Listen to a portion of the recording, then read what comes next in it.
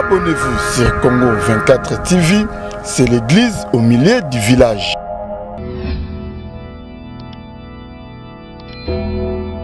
Parce que là, les 36 milliards, pour vous, c'est pas possible.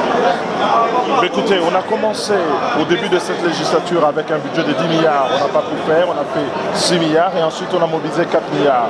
Aujourd'hui, passer de 4 milliards à 12 milliards en moyenne annuelle, je pense que c'est surréaliste. C'est la RTGA. C'est beaucoup plus clair. C'est la RTGA. Nous voulons savoir par rapport à l'autorité de l'État qui doit être également restaurée.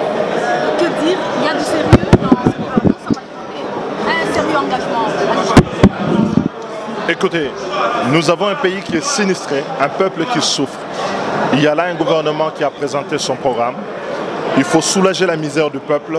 Il faut repartir dans un fonctionnement régulier des institutions. Les administrations sont à l'arrêt. Les entreprises ne fonctionnent plus.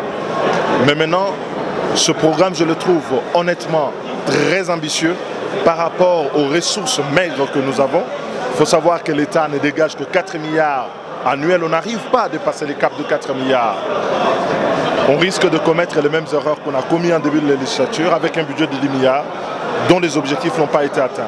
Il lui fallu que ce gouvernement puisse recentrer son action sur les objectifs majeurs et prioritaires. Le premier objectif, à mon avis, c'est d'élargir l'assiette fiscale parce qu'il n'y a plus de ressources, il n'y a plus rien qui entre. Donc il faut faire rentrer l'argent dans les caisses et il faut définir une stratégie claire en matière fiscale. Le deuxième objectif, c'est arrêter les massacres de nos populations à l'Est. L'État congolais a perdu le sens de son existence en laissant à l'abandon nos populations qui sont massacrées chaque jour. Le troisième, c'est de permettre à ce que nous puissions préparer les élections de 2023 dans une harmonie de réformes qui soit consensuelle et compatible avec nos ressources pour arriver à l'horizon 2023 avec des élections plus crédibles que celles que nous avons aujourd'hui. Et il y a... Ça intègre cela. Alors enfin, il y a jugulé la crise alimentaire. Nos populations, surtout dans le Kasaï, aujourd'hui, sont sujettes à une crise alimentaire consécutive à des conflits que nous avons connus dans cette région, dont personne ne parle et dont il est aujourd'hui devenu urgent que tout le monde s'y intéresse. En recentrant sur ces objectifs, à mon avis, on pourrait répondre aux besoins de la population. Ma crainte, c'est que quand on a un programme hyper ambitieux et qu'on n'arrive pas à le réaliser, on peut tomber dans des calages comme ceux que nous avons connus les 2 dernières années. Vous pensez que ce programme n'est pas réaliste et il ne pourra atteindre les objectifs?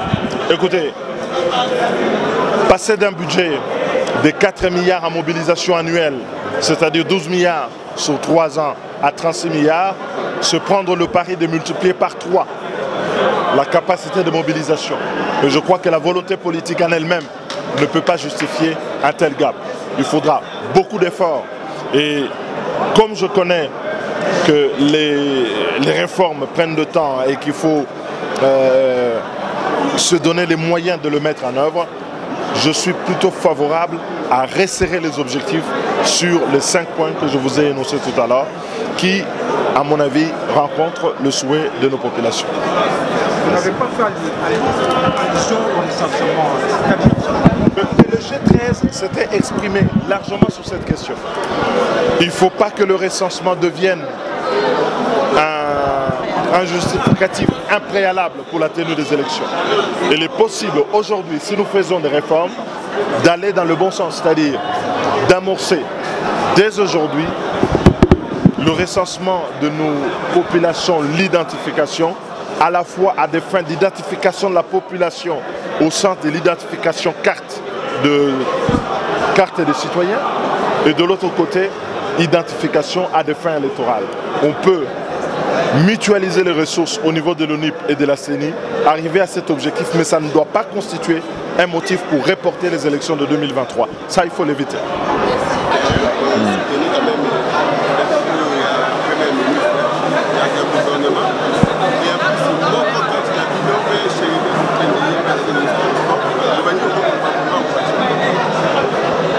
Bon, je me dis que le gouvernement va investir à l'unanimité pratiquement. sur 412 députés, 410 bandimi gouvernement, donc c'est un cas totalement exceptionnel. Le gouvernement a été le Premier ministre a été à la hauteur de sa tâche, il a bien défendu son programme. Donc cela prouve que nous ne pouvons qu'être fiers de ça. Et surtout que nous avons un de son Excellence Chérubin Okende. Donc l'intelligence au service de la nation congolaise, ça c'est incontestable. Donc personne ne peut nous dénier cette qualité-là à son excellence. Donc tout ça n'est pas makasi. Tout le monde dit que nous avons un gouvernement pour que atteindre l'objectif se fixer. Et puis, satisfaire vraiment les désidérata du peuple congolais. Président, vous avez dit que le cahier des charges est payé à travailleurs.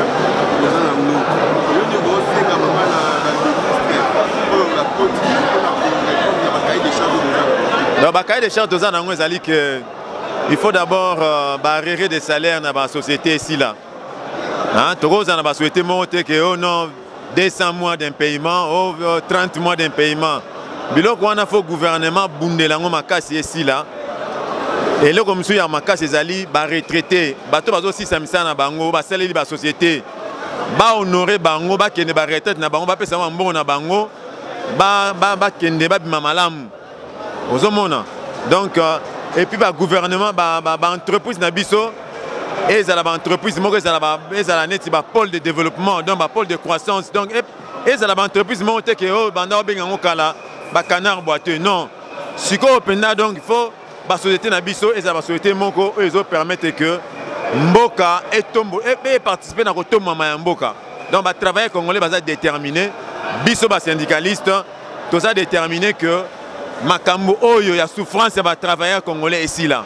Ça travailleur a mérité le foot et ça la fonctionnaire a la dignité en tant que Mossali. Voilà.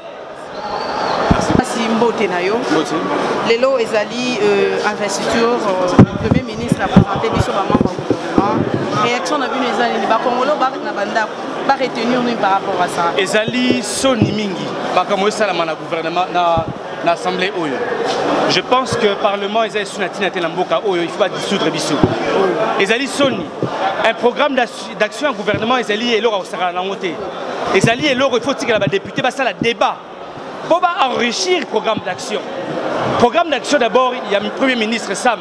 Et ça, le programme où il a pété ma casse. Et ça, le programme où il y a un indicateur, chronogramme exalté, chiffre exalté. À l'objet qui a pacifié Est et RDC.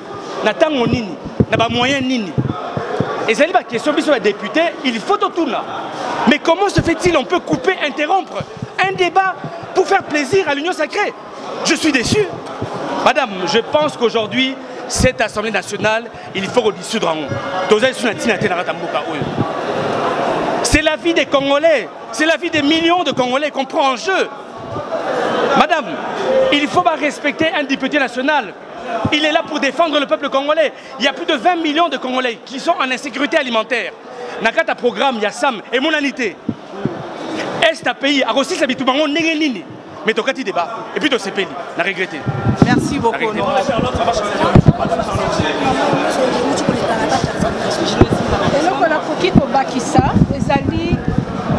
nakanisi peuple congolais azali témoin ya makambo esalami awa na kati ya salle nda naza kotire attention kaka na ye mosusu na baphrase na bamot boyokaki président ya assemblée avant même tokota na badébat na banini alobi de toute façon ekozala kaka investi. Donc on pense que déjà débat oyo bamonaki yango nécessaire te. Donc wana nde réalité. Et puis bozoyoka ndenge que motaka alobi oko rejoindre biso. C'est comme si on veut tuer la démocratie dans ce pays.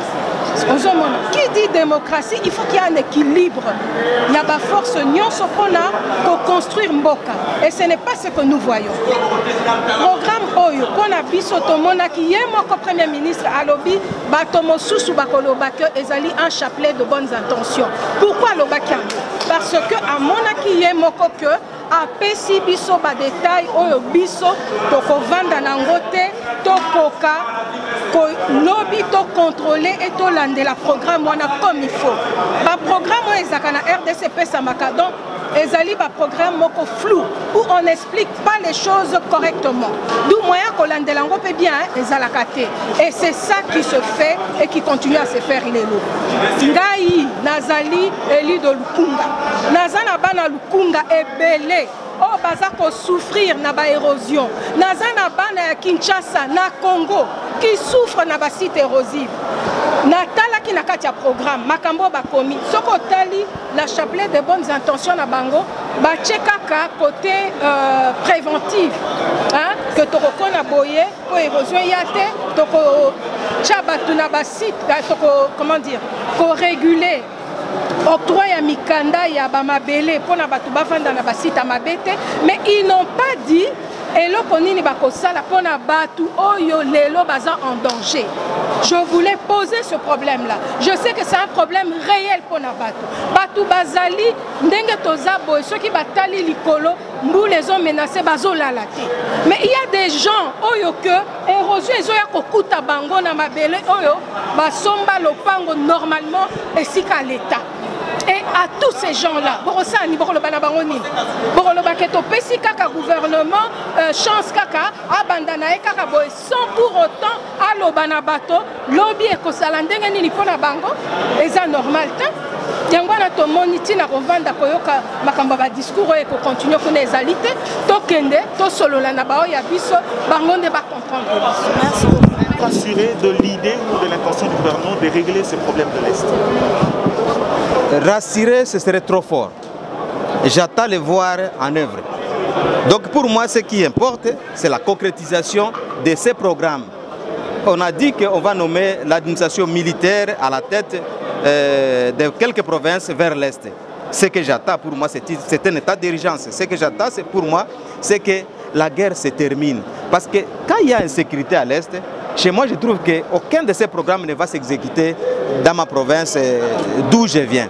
Parce que la sécurité, c'est la priorité des priorités avant toute chose. Donc pour moi, j'attends voir en œuvre le Premier ministre et en dépit de ça, voir aussi les animateurs qui seront nommés, qu'ils aient la volonté de réellement éradiquer ces fléaux qui a déjà élu domicile, qui a pris coutume dans l'est de notre République démocratique du Congo.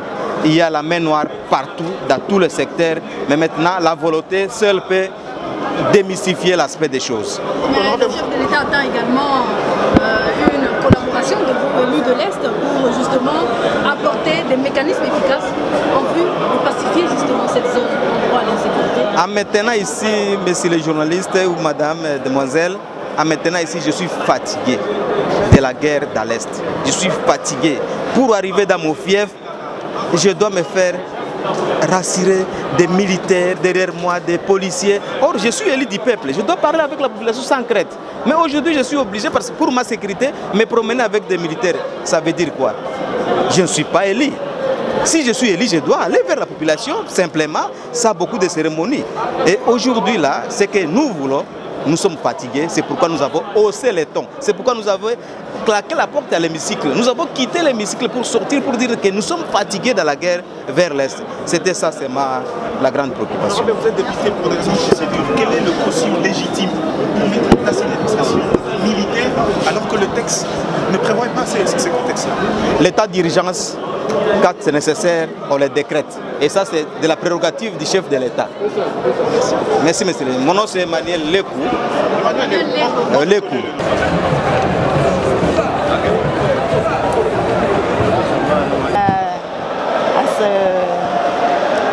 Vous pouvez annuler ça. Moi, je ne veux pas. Avec ces programmes passés, vous disiez alors. Non, ça, vous allez choisir. Hein. Oui. Avec l'équipe du Premier ministre. Parce que ça promet. Moi, je trouve qu'il y a une promesse et la population, je trouve que la population, cette fois-là, il a l'assurance que l'équipe du gouvernement doit apporter un plus à notre pays et surtout dans le social du peuple. Bon, je n'ai pas grand-chose à dire parce que je veux... L'Est, vraiment social des Congolais. Les Congolais, je n'ai pas seulement du temps, c'est pourquoi je suis en train de dire ça. Je suis pressé. Mais seulement ce qui est capital, ce que tu viens de dire. Effectivement, c'est de voir comment nos frères sont en train de mourir à l'Est. Là, vraiment, c'est quelque chose qu'on ne peut pas oublier, qu'on ne peut pas mettre de côté. C'est d'abord ça. Le sang du Congolais coule. Et cela fait mal à tout Congolais. Parce que c'est tous nos frères, ce sont nos frères. Qu'ils soient de l'Est, du Katanga, d'où. Nous sommes tous unis. Et nous devons militer pour que ces histoires-là cessent dans notre pays. Nous devons travailler dans la paix. Parce que quand il y a des tueries, on ne peut rien faire. Il y aura des tracasseries par-ci, par-là. Mon nom, je m'appelle José Ndouci. Pardon? Je suis administrateur, gestionnaire des institutions de santé. Madame, votre numéro, bien vous avez une carte de visite. Son Éminence Bakenge Kadima Loussé. Je suis représentant délégué de l'Église, le royaume des sacrificateurs du prophète Kadima, le sacrificateur qu'on appelle Kadima Mwakwiti. Alors, je suis venu ici accompagné d'une multitude de sacrificateurs, c'est-à-dire les membres de l'Église des sacrificateurs. Dieu nous a fait grâce en élevant une des nôtres, en la personne de Madame Gisèle Ndaya Luseba, comme ministre du genre, famille et enfants. Elle a été nommée par le président de la République, son excellence Félix Antoine Tshisekedi Tshilombo. C'est ainsi que nous sommes venus pour l'investiture du gouvernement. C'est une première. Nous, en tant qu'hommes de Dieu, nous disons, ça c'est une grâce de Dieu. C'est pour la première fois qu'on voit dans notre pays qu'on puisse investir un gouvernement, le gouvernement Samalou Kondé, avec cette promptitude, cette sérénité, avec cette majorité absolue, c'est dire que c'est tout le peuple congolais qui est derrière ce gouvernement. En tant qu'homme de Dieu, je bénis ce gouvernement. En tant qu'homme de Dieu, je sais que l'avenir de notre pays sera rose. Et même la guerre à l'Est va prendre fin. Alors quelle sera, selon vous, la priorité majeure de ces gouvernements de l'Union sacrée? Moi, je pense que la priorité, c'est d'abord le social du peuple congolais. Nous étions tous dans la salle. Vous avez entendu la population crier. Nous voulons le changement, nous voulons... Quand ils disent dollar équita, c'est un signe qu'ils veulent que le social du Congolais soit vraiment assuré par ce gouvernement. Et nous avons cette confiance que le social du Congolais va pouvoir être changé. C'est moi qui vous remercie. Nous avons retenu certains aspects, notamment lorsqu'il a parlé du budget qui était insuffisant. Et pour le moment, il faut suppléer les budgets. Pourquoi? Pour répondre aux attentes de la population. Mais de toute façon, sur le plan socio-économique, il a brossé, il a donné un programme, ce qui a valu l'approbation par le député de son programme. Donc le programme était satisfaisant. Ça, c'est les sentiments que nous avons enregistrés en notre personne. Mais la chance, c'est-à-dire, nous demandons au Premier ministre de placer l'accent particulier sur la production, la maximisation et l'encadrement des recettes. Sans recettes, il ne peut pas réussir sur son programme. C'est notre souhait le plus ardent, de la mobilisation et maximisation des recettes de toutes les rubriques et assurer le suivi. Oui. Bon, moi, je suis de Bikoro Dynamique. Hein. Je suis le président de Bikoro Dynamique, n'est-ce pas? Ok, merci beaucoup. Voilà, l'honorable vous a nous donné des impressions par rapport aujourd'hui, tant attendu du gouvernement, mais on a vu aujourd'hui le gouvernement installé. D'après vous, tant qu'honorable, qu'est-ce que vous estimez et qu'est-ce que vous nous parlez? Merci beaucoup. Je crois que le moment tant attendu est arrivé aujourd'hui. Vous savez dans quelles conditions nous avons eu ce gouvernement ici. Ce n'est pas pour rien qu'on est en train d'appeler ça gouvernement de warriors, c'est-à-dire un gouvernement des guerriers. Donc, parce que les missions lui assignées, c'est vraiment des missions qui vont dans le sens de donner du sourire à cette population qui a tant souffert, qui n'attendait que l'investiture de ces gouvernements. Nous n'y sommes pas encore, c'est une pause. Pendant on a les moments où les députés sont en train de déposer leur demande de prise de parole pour pouvoir débattre sur les grandes lignes que le Premier ministre vient de présenter. Et nous espérons que ça va soulager la population dans la mesure où les piliers qui ont été développés par les ministres sur quoi se basent les actions qu'il va devoir mener en faveur de cette population ont montré à suffisance qu'il y a une volonté politique de changer les choses pour le développement de ces pays. Bon, dans la perspective de ces gouvernements, nous avons plusieurs défis qu'il faut relever par rapport aux jours à venir. Et aujourd'hui, le gouvernement doit être installé, puis également aussi prouver de quoi vous êtes capable de ce que vous avez fait. Qu'est-ce qu'on peut espérer et qu'est-ce que vous allez dire à la population? Bref, dire à la population, est-ce qu'on va attendre qu'il y aura la paix à l'Est et aussi comme au nord de notre pays?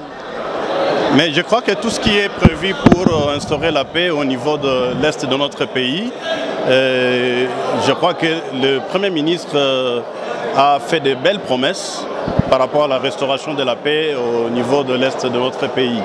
Mais quant à ce qui concerne le développement du pays dans son ensemble, il a parlé qu'il fallait développer l'agriculture, que l'agriculture doit être considérée comme un secteur prioritaire. Parce que vous savez, on dit le ventre affamé n'a point d'oreille. Donc lorsque les gens ne mangent pas, ils ne peuvent que réclamer, ils ne peuvent que faire des marches, ils ne peuvent que faire du désordre parce qu'ils n'ont pas à manger. Alors tous les pays du monde ont connu un développement en passant par le développement du secteur agricole. Donc là, il a vraiment martelé sur ce secteur-là jusqu'à promettre qu'il y aura une banque agricole qui sera mise en place pour pouvoir soutenir toutes les initiatives agricoles au niveau de nos provinces. Et nous sommes en train également de déplorer à tout moment le fait que nos villes sont très concentrées, il y a une très forte population au niveau des villes et il fallait faire en sorte que l'exode rural puisse être arrêté. On arrête l'exode rural par un autre procédé, c'est-à-dire l'exode urbain, un procédé inverse, donc provoquer un exode urbain. On peut provoquer l'exode urbain lorsque on rend les campagnes vivables. Lorsqu'on rend les campagnes habitables, les gens peuvent avoir le goût de se déplacer d'ici pour aller habiter les campagnes. Mais au jour d'aujourd'hui, nos campagnes sont désertes parce qu'il ne fait pas beau vivre là-bas. Donc on ne fait qu'embellir les villes. Et plus on embellit les villes, plus les gens ont le goût de quitter les campagnes pour venir voir comment les choses se présentent au niveau des villes. Parce qu'il n'y a plus d'industrie au niveau des campagnes, il n'y a plus de plantations agricoles comme c'était à l'époque. Vous voyez? Alors là, il lance une politique où on demandera à ce que chaque cadre au moins puisse avoir un logement dans son village. Ça, c'est une très belle initiative. Comme nous autres, nous sommes censés, avec le peu de moyens que nous avons, que chacun de nous, chaque député, chaque ministre, chaque responsable, dans quelque niveau que vous soyez, vous puissiez ériger, bien construire une maison chez vous au niveau de votre campagne pour permettre le développement de ces milliers-là. Mais cela ne suffit pas. Il faudra que les gouvernements aussi puissent donner les coups de pouce. C'est-à-dire, les gouvernements ont le devoir de poser ce qu'on appelle les infrastructures de base. Hein? S'il n'y a pas d'électricité, pardon? Vous les députés, vous allez mettre cela en application parce que vous avez toujours rester à Kinshasa. Mais bien entendu, moi je suis originaire de Kinshasa. Mon village, c'est les plateaux de Bateke ici. Donc c'est vraiment, ça tombe à point nommé. C'est le travail que je suis déjà en train de faire. Ça, c'est très important. Donc si on veut faire en sorte que la ville de Kinshasa soit dégagée, il faudra que les gens arrêtent de venir à Kinshasa parce qu'à Kinshasa, il fait beau vivre. Il faudra que dans leur milieu natal, dans leur milieu de vie, qu'ils se sentent aussi à l'aise. Vous comprenez, comme à Kinshasa. Donc, les enfants doivent trouver les écoles décentes au niveau de campagne. Il faudra qu'il y ait des hôpitaux qui répondent aux normes, n'est-ce pas? Et il faudra qu'il y ait de marchés, il faudra qu'il y ait des espaces récréatifs comme nous le voyons aussi à Kinshasa. Alors là, ça fera en sorte que les gens soient retenus là-bas. Ils n'auront rien à envier ici à Kinshasa. Mais lorsqu'il n'y a rien là-bas, et qu'à tout moment, on ne fait qu'embellir Kinshasa, saut des moutons, et vous voyez tout ce qu'on peut créer. Quand quelqu'un déjà au niveau du village entend qu'il y a un saut de mouton, ça veut dire quoi, saut de mouton? Alors il peut se déplacer seulement juste pour venir voir le saut de mouton. Donc cette politique-là de développer les campagnes, c'est ça la politique qui peut développer les pays. Honorable, pour terminer, 15 piliers, c'est pas peu de choses, résumé en 4 groupes de secteurs. Comment vous voyez ce programme? Il est ambitieux. Et on peut compter également sur les efforts sécuritaires avec l'instauration très bientôt de l'état d'urgence. Puisqu'il n'y a pas de développement sans la paix. Vous l'avez dit, c'est vraiment un programme ambitieux. Et certaines personnes peuvent dire, comme lui-même a conclu, que c'était un chapelet de bonnes intentions. Mais au moins, nous sentons en lui cette volonté politique-là de faire. Parce que c'est ce qui a toujours manqué dans ce pays ici. Nous avons vu les autorités passer, mais voir vraiment une autorité, ou bien un Premier ministre qui vient avec la volonté politique, un président de la République qui vient avec la volonté politique de faire avancer les choses, on n'a jamais vécu cela. Mais nous pensons que le programme est ambitieux, mais c'est un programme qui est réaliste. Donc on peut toujours commencer quelque part. Pour développer, on commence toujours, il y a toujours un point de départ. Vous voyez? Donc c'est vrai que peut-être que ce n'est pas lui qui va tout faire, mais il peut jeter les bases pour que ceux qui viendront après lui puissent continuer. C'est ce que nous cherchons dans ces pays ici. Donc cet élan de développement-là, c'est ce que nous voulons. Voilà, question de l'identité. On a écouté le Premier ministre évoquer la question d'identifier toute la population congolaise. Comment vous avez trouvé ça? Mais c'est une bonne chose. On ne peut pas continuer à vivre dans un pays où on ne connaît pas le nombre de la population. Parce que la population, n'est-ce pas, surtout la nôtre qui est en majorité composée par la jeunesse, donc c'est une force que nous avons, c'est un atout que nous disposons pour faire développer ces pays. Alors il faudra que ces gens-là puissent être identifiés. C'est tout à fait normal. L'insécurité que nous sommes en train de décrier ici, c'est parce que nous ne sommes pas identifiés. Hein, nous ne sommes pas identifiés, les gens entrent par-ci par-là dans nos frontières qui sont perméables. Et finalement, on peut être à côté d'un étranger qui a de mauvaises ambitions contre le pays, mais on ne sait pas le savoir parce que nous n'avons pas de cartes. Hein, en réalité, nous n'avons pas de cartes qui peuvent nous identifier. Donc le faire, c'est vraiment un choix qu'il faut encourager. Mais selon le programme de ce Premier ministre, je pose la question.